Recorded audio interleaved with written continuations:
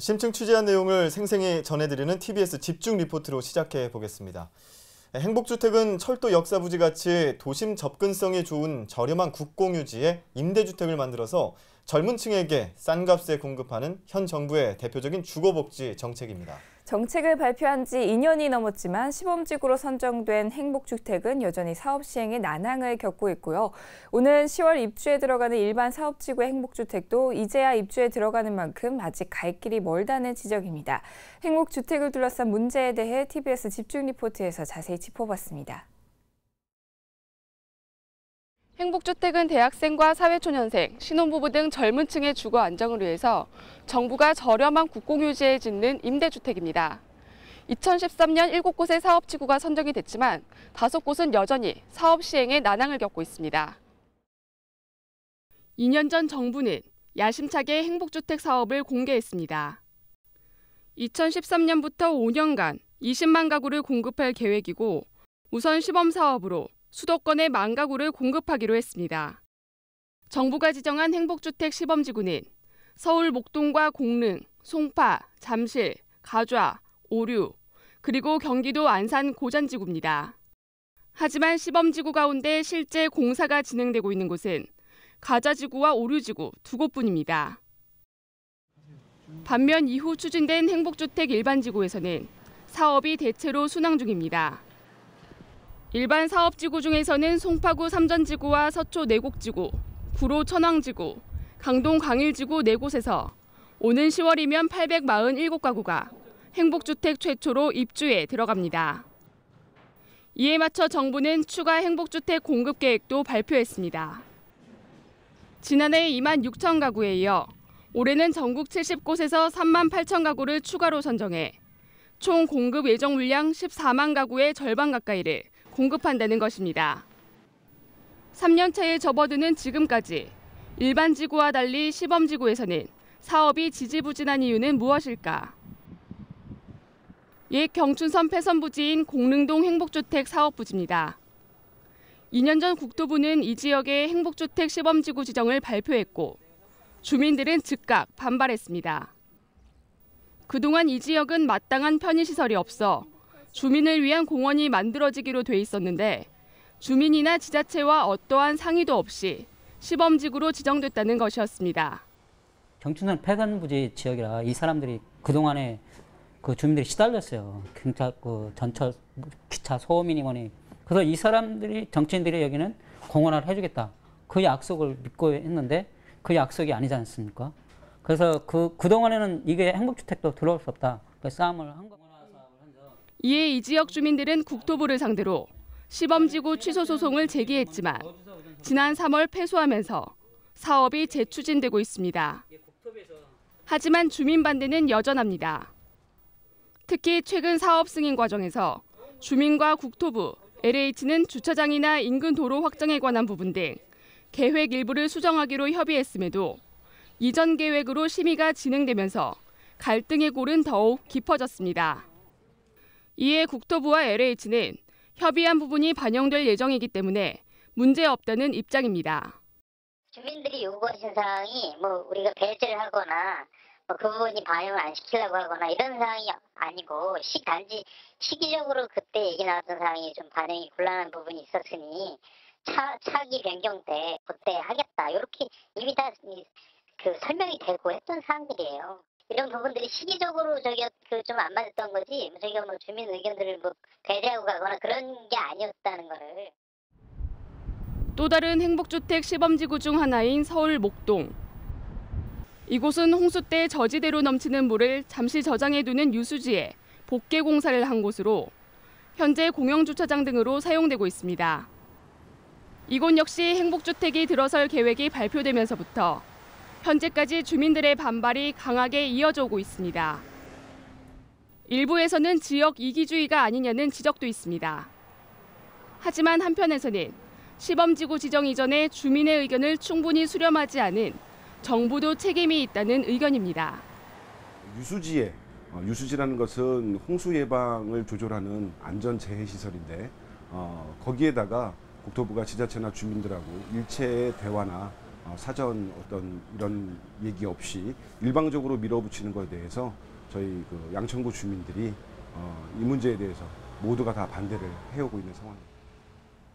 정부와 주민, 지자체의 갈등은 지금도 이어지고 있습니다. 행복주택 지구지정 취소 소송이 1심에 이어 지난 7일 항소심에서도 패소한 상태입니다.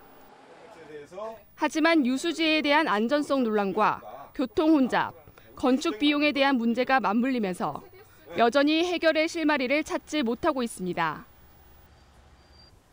또 다른 시범사업지구인 송파구 가락동 탄천유수지와 잠실동의 잠실유수지도 마찬가지입니다. 유수지 한가운데서 주민들이 운동을 하고 있거나 풀이 무성하게 자라 방치돼 있습니다. 이곳 역시 안전성 등 문제로 지자체와 주민들이 반대하고 있는 상황입니다. 유일하게 서울 외 시범지구인 안산 고잔지구는 논란 끝에 재건축과 연계해 추진 중입니다. 이처럼 행복주택 시범지구들이 첫 삽을 떼지도 못한 채 난항을 겪는 가운데 가좌지구와 오류지구는 공사가 한창 진행 중입니다. 하지만 이마저도 철길 위에 설치되는 인공덮개 등으로 건설 비용이 당초 예상보다 크게 늘면서 행복주택 도입 취지가 무색해졌다는 지적이 끊이지 않고 있습니다. 전문가들은 행복주택이 이름처럼 진정한 행복주택이 되기 위해서는 무엇보다 지자체, 주민과의 협의가 전제돼야 한다고 조언합니다. 사실 이런 정책을 만들 때부터 지자체하고 같이 만들어 나가야 됩니다. 최근에 이제 서울시라든가 뭐 중앙정부의 다른 부처라든가 보면은 현장의 소리를 듣고 정책을 만들 때 같이 반영을 해서 지자체들이 일단 설득된 상태에서 그 다음에 이제 주민들한테 협조를 구하고 그리고 설득을 하고 그 나중에 이제 정책을 고정 확정화시키는 절차를 거칩니다. 선진국일수록 이런 기업들이 더 많은데. 행복주택 사업에 본격 시동이 걸리는 가운데 먼저 선정된 시범지구에서는 단 한 곳도 입주에 들어가지 못하고 있고 일반 사업지구에서도 이제야 입주에 들어가는 만큼 당초 약속했던 2017년까지 사업이 마무리되기까지는 갈 길이 멀어 보입니다. 행복주택 출범 후 2년 동안 주민 갈등과 부지 선정부터 입주 조건과 임대료까지 말 많은 행복주택. 애초 행복주택 공급 주지를 다시 한번 생각해봐야 할 시점입니다. TBS 문경란입니다. 네, 집중 리포트를 통해서 행복주택의 현 주소를 짚어봤는데요. 현장을 취재한 문경란 기자와 더 자세한 이야기 나눠보겠습니다. 문 기자, 어서 오세요. 안녕하세요. 네. 행복주택이 이제 막 사회에서 자리를 잡아가는 이 젊은 층에게는 주거 사다리 역할을 하기 위해 나오긴 했는데 이 주민 반대부터 사업비 등 여러 문제점이 맞닥뜨려 있는 것 같은데요. 이 취지 자체는 매우 긍정적인 것 같아서 젊은 층이 집 사기가 좀 만만치 않잖아요. 네, 맞습니다. 수도권 아파트와 매매가와 전세가가 연일 오르고 있습니다. 때문에 집 없는 서민들의 고민도 계속 커지고 있는 현실인데요. 한국감정원에 따르면 전국 기준 주택 매매 평균 가격이 2억 3천여만 원이고 전세값은 1억 4,700여만 원입니다. 수도권으로 좁히면 더 높은데요. 수도권은 평균 전세값이 전국 주택값과 비슷한 2억 1천여만 원에 달합니다. 우리나라 평균 소득을 버는 2030 세대가 집을 사려면 8년 동안 한 푼도 쓰지 않고 저축만 해야만 합니다. 때문에 집 없는 사람들이 많다고 볼 수 있습니다. 예, 주택 매매 평균 가격이 2억 3천여만 원이라고 하는데 이 얘기 듣는 분들은 이게 제대로 계산이 된 거 맞아? 라고 생각을 하실 것 같아요. 실제로 부동산 가면 이보다 더 그렇죠. 높은 주택들이 훨씬 많으니까요. 그런데 저희 서울의 오늘에서도 이 주거 문제와 관련해서 이야기를 많이 나눴었는데요. 주택 보급률로만 따지면은 1가구 1주택, 그러니까 한 가구당 하나의 주택을 살 수 있는 그런 주택 보급률로 돼 있는데 참 이게 말이 그렇습니다. 주택 보급률로만 보면 그런데 집은 있는데 내가 살 집은 없는 지금 상황이 참 모순된 상황이 발생하고 있어요. 네. 네, 맞습니다. 사실 우리나라 주택 전국적으로 보면 주택 보급률이 103%에 달합니다. 네. 죄송합니다. 이미 국민 모두가 살 집은 지어졌다는 그런 얘기인데요. 그렇다면 집 없는 서민들이 이렇게 많은 이유가 무엇일까요? 이제 이렇게 보면은 집을 여러 채 가진 사람이 많다. 또 서민들이 살만한 집은 지어지지 않고 있다. 네. 이렇게 풀이해 볼 수 있는데요. 네. 젊은 층이라면 더더욱 어려운 현실입니다. 때문에 젊은 층이 사회에서 제대로 자리를 잡아갈 수 있도록 주거 문제를 돕자는 취지로 만들어진 것이 바로 행복주택입니다. 예. 네. 이 서울 4곳에서 오는 10월에 처음으로 행복주택 입주가 시작이 되면서 추가로 행복주택 일반 사업지구를 또 선정을 했다고 하는데 이 시범지구가 그동안 사업지로 선정되면서 주민 반대로 사업이 좀 지지부진했던 면이 없지 않는데 이번에 선정된 부지는 좀 별 문제가 없는 건가요? 네, 행복주택은 원래 도심 내에 이제 지어지는 저렴한 공공 임대주택을 뜻하는데요. 예. 원래 도심 철도 부지나 유수지 등 등의 공급을 하려다가 지역 주민의 반대가 심해지면서 외곽 택지 개발 지구에 공급하게 됩니다. 네. 때문에 물량 공급 문제와 그리고 입지가 부적절하다는 그런 문제가 제기가 되고 있습니다.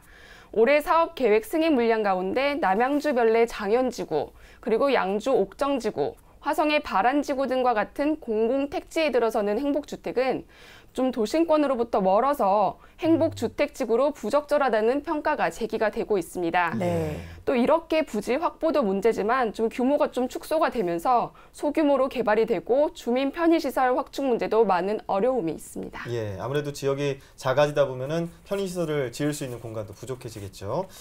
또 하나가 이제 행복주택 입주 대상자 가운데 입주 모집을 할 때 이게 젊은 층을 위해서 만들어진 행복주택인데 취업준비생은 해당 사항이 없다. 그러니까 즉 입주 조건에 취업을 해야 된다라는 게 들어가 있어서 그런 상황인데 참 모순된 상황이 또 발생하고 있어요. 어떻게 되고 있는 건가요? 네, 맞습니다. 좀 행복주택 입주 조건 중에서 청년층은 대학생이거나 취업 5년 미만인 이제 청년만 가능한데요. 예. 네. 그렇기 때문에 고교나 이제 대학을 졸업한 취업 준비생은 거기에 해당이 되지 않고 있습니다. 그렇겠네요. 네, 지난해 대학을 졸업한 학생들이 취직률이 55%였고요. 고용률은 40.7%에 불과했습니다. 다시 말해서 청년층 10명 중 6명이 취업 준비생인데 청년층의 절반가량이 현재 행복주택 신청 대상이 아니라는 그런 의미입니다. 네. 따라서 행복주택이 청년층 주거 안정에 도움이 안 된다는 그런 비판이 제기가 되고 있습니다. 네. 임대료 얘기도 해봐야 할 것 같습니다. 이 청년층이나 사회 초년생들은 임금도 좀 낮은 수준인데 처음 입주하는 서울 지역 임대료 부분이 좀 논란이 된다고요. 어떻습니까? 네, 그렇습니다. 행복주택 임대료는 이제 SH공사나 또 서울시가 공급하는 청년 조합형 이제 임대주택에 비해서 적게는 30%, 많게는 배 가까이 비싼 것으로 나타나고 있습니다. 예. 대학생 기준 행복주택 표준 임대료는 강동 강일지구 전용 29제곱미터의 경우 보증금이 4,250만 원에 월세가 21만 7천 원입니다. 하지만 SH공사의 대학생 희망하우징 임대료는 강동 천호지구 전용 12.6제곱미터의 경우 보증금이 100만 원에 월세 10만 2천 원입니다. 네. 많이 차이 나나요? 네, 그렇습니다. 그래서 행복주택이 약 1.5배 비싼 것으로 조사가 되는데요. 예. 이제 보증금도 사실 4,250만 원이면 부모님에게 손을 벌리거나 대출을 받지 않는 이상 좀 대학생들이 갑자기 마련하기에는 힘든 큰돈인 셈입니다. 그렇죠. 예. 지금 행복주택 이 모집 공고, 그러니까 모집 기간은 7월 9일 어제 끝났겠어요. 7월 9일까지였는데 그러면 그 지금 이제 젊은 층들 같은 경우에는 대부분이 이런 해당 조건에 부합이 되지 않기 때문에 지원조차 하지 못하는 상황도 발생했을 것 같은데요. 일단은 취업준비생 제외됐고 임대료 비싸고 이런 상황에서 청년을 대표하는 뭐 기관 같은 데서는 어떻게 이야기를 하는지 궁금한데요. 네, 그래서 제가 청년 주거 문제 활동을 하는 그런 시민단체를 만나봤는데요. 네. 이제 민달팽이 유니온이라는 곳이 그런 활동을 하고 있습니다. 그곳에 찾아가서 이야기를 들어봤는데요. 저와 이야기를 나눈 대표분도 청년층이었기 때문에 더욱 많은 관심을 가지고 이야기를 나눴습니다. 들어보시죠. 지금의 입주 기준에 나와 있는 이 취업 요건을 삭제하지 않고서는 사실상 또 대다수의 청년들이 배제될 수밖에 없는 상황입니다. 단순히 수혜 문제가 아니라 취업을 하지 않은 청년들은 왜 입주를 할 수 없느냐라는 답변을 반드시 국토부가 이제 해야 된다라고 생각을 하고 있고요. 네, 그렇군요. 행복주택, 이름과는 달리 뭐 행복한가라는 의문이 제기될 수 있는 주택인 것 같은데요. 이것저것 고려를 하다 보면 본래의 취지가 뭐였는지 가장 중요한 것을 놓치게 되는 경우도 많은데, 애초에 행복주택 공급 취지를 다시 한번 생각해 봐야 할 시점인 것 같고요. 어제 첫 모집이 끝났습니다. 다음 모집부터는 이런 부분들 개선이 됐으면 하는 바람도 함께 해봅니다. 오늘 이야기 잘 들었습니다. 네, 감사합니다.